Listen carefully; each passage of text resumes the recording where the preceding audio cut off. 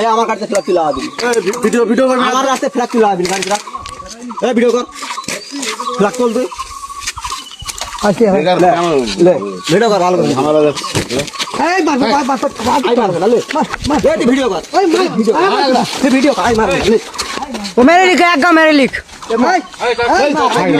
Video কর এই बैठ ভিডিও কর ভিডিও কি কে বার বন্ধ এই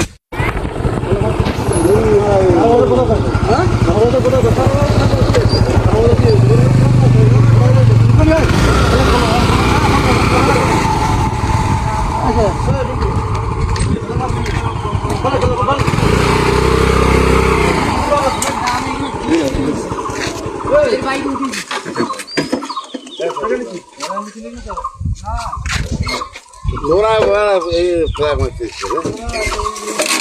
এই আমার কাছে ফ্ল্যাগ তুলে দিবি ভিডিও ভিডিও করবি আমার রাস্তায় ফ্ল্যাগ তুলে দিবি গাড়ি রাখ এই ভিডিও কর ফ্ল্যাগ তুল তুই अच्छा লে ভিডিও কর ভালো করে ঝামেলা যাচ্ছে এই মার আই মার না লে এই ভিডিও কর ওই মার ভিডিও এই ভিডিও আই মার লে वो मेरे लिख एक मेरे लिख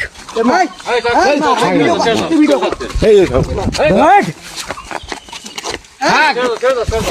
ভিডিও কর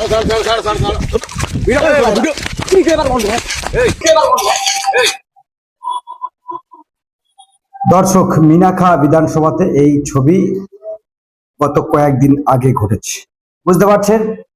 তৃণমূলের দাদাগিরি আর মস্তানির জোরে এই সরকার চলছে, আবারও জোর গলায় আমরা বলছি। আর কতদিন তৃণমূল এই সন্ত্রাস চালাবে? আর কিন্তু বেশি দিন নয়, দিন ঘনিয়ে এসছে দিদি আপনার। তো যেটা বলা হচ্ছে আইএসএফ এর তরফ থেকে, আইএসএফ এর ছেলেরা যারা রয়েছে মিনাখা বিধানসভাতে আইএসএফ এর প্রার্থী পথিক মন্ডল, তিনি মোটামুটি আইএসএফ এর টিকিটে লড়ছে মিনাখা বিধানসভা থেকে। আর তিনি তার কর্মীদেরকে নিদান দিয়েছে, বা কর্মীরা তাদের মতো করে তারা পতাকা ফ্ল্যাগ লাগাচ্ছে বিভিন্ন এলাকায়।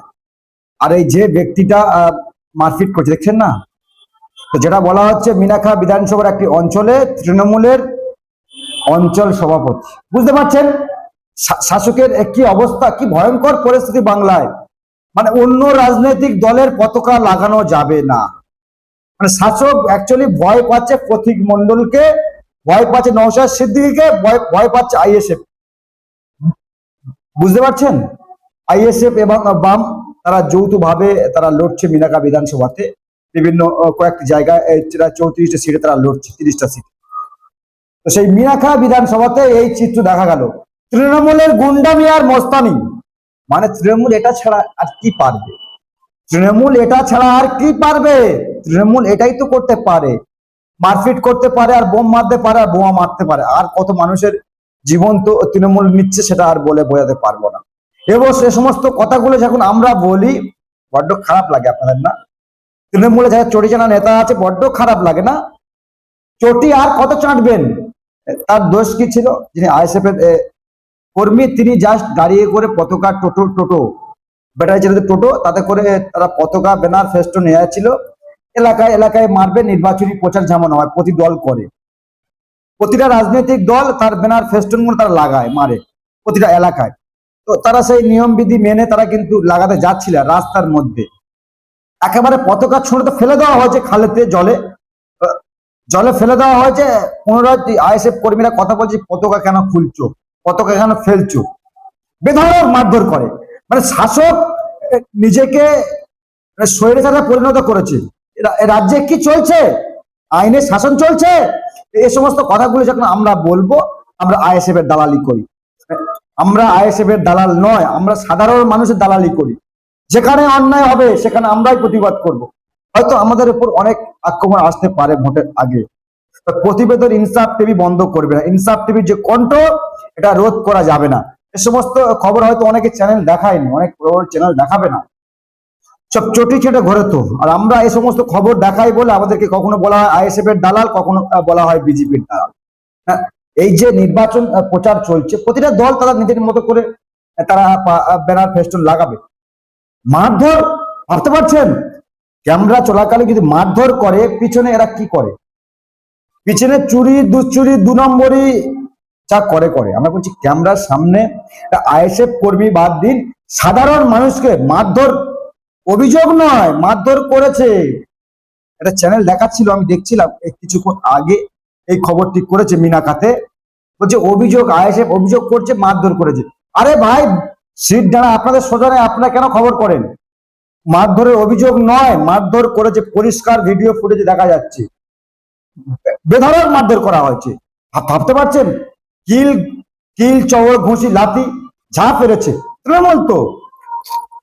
এদেরকে এই জন্য তোলামূল আমি বলি, তৃণমূলের এখনো তোলামূলের অনেক কর্মী ভালো রয়েছে। আর এই সমস্ত ভিডিও দেখছি না, ভয়ঙ্কর পরিস্থিতি রাজ্যে মানে আসতে চলেছে, ভয়ঙ্কর পরিস্থিতি। এই সরকারকে যদি চতুর্থবারের মতো ক্ষমতায় মুসলিম সম্প্রদায়ের মানুষ আনে, তাহলে বুঝতে পারছেন কি অবস্থা হবে। বিরোধী কোনো দলই থাকবে না। আর দিদি বলছে গণতন্ত্র চলছে, দিদি মানে মমতা ব্যানার্জি বলছে গণতন্ত্র চলছে। এই আপনার গণতন্ত্র? মানে মানুষের বাক স্বাধীনতা কেড়ে নিচ্ছেন আর গণতন্ত্রের কথা বলছেন আপনারা। ফলে এ সমস্ত খবর যখন আমরা দেখাবো, আমাদেরকে বলে বিজেপির দালাল, আইএসএফ এর দালাল। আমরা দালালি করি, আমরা দালালি করি, জনসাধারণের দালালি করি, মানুষের দালাল আমরা। তো এই তৃণমূল কংগ্রেসের কালচার যেটা দেখলাম আর কি, পতাকা ব্যানার তো ফেলে দেওয়া হয়েছে জলেতে, উল্টে বেধড়ক মারধর করা হয়েছে। যে যা ছবি, অনেকে বলছে অভিযোগ করছে আইএসএফ কর্মীরা, অভিযোগ এটা প্রকাশ্যে পতাকা ফেস্টুন ফেলে দেওয়া হচ্ছে, প্রকাশ্যে মারধর করা হচ্ছে, ভিডিও রেকর্ড ভাইরাল হয়েছে, আবার বলছে অভিযোগ। এই সমস্ত খবর তৃণমূল কংগ্রেসের নেতারা বলবে কোথায় কি একটা দুটো ঘটেছে, এটা নিয়ে শাসককে বদনাম করার চেষ্টা করছে। একটা দুটো নয়, অনেক ঘটনা রোজই ঘটে। অনেকে ভিডিও করতে পারে না, ভিডিও ফুটেজ দেখাতে পারে না, কিন্তু আমরা দেখাই আর আমরা দেখাবো। তো এই সরকারকে যদি চতুর্থবারের মতো ক্ষমতায় আনেন না, এটাই দেখতে হবে। এই যে ছবিটা দেখলেন, এটাই দেখতে হবে। এটাই বাকি ছিল। যে মারছে সেও সংখ্যালঘু পরিবার থেকে উঠে এসছে, যেটা জানতে পারছি আমরা। অঞ্চল সভাপতি শামীম শেখ তার নাম আর কি, যেটা জানা যাচ্ছে। আর যিনি মার খাচ্ছেন তিনিও সংখ্যালঘু পরিবারের। বুঝতে পারছেন তৃণমূল কিভাবে সংখ্যালঘুদের ব্যবহার করছে, সংখ্যালঘুদের জন্য। বুঝতে পারছেন নওশাদ সিদ্দিকী একটাই বিধায়ক ছিলেন 2021 সালে, তাকে দমানোর জন্য উঠে পড়ে লেগেছে। মানে আইএসএফ কে দমিয়ে রাখতে হবে, দমিয়ে দিতে হবে, তাকে বাড়তে দেওয়া যাবে না। মানে যেটা বলা হচ্ছে, মিনাখাতে একটা আইএসএফ এর ভালো ফেজ তৈরি হয়েছে। মিনাখা বিধানসভাতে আইএসএফ এর একটা ভালো ফেজ তৈরি হয়েছে। ফলে আইএসএফ কে দমানোর একটা চক্রান্ত তৃণমূল কংগ্রেস করছে। হয়তো শেষ পর্যন্ত দমাতে পারবে না আইএসএফ কে। আইএসএফ এর যা ইমেজ, নওশাদ সিদ্দিকীর যা ফেজ, ফলে তাকে হয়তো দমাতে পারবে না। ফলে চেষ্টা চলছে।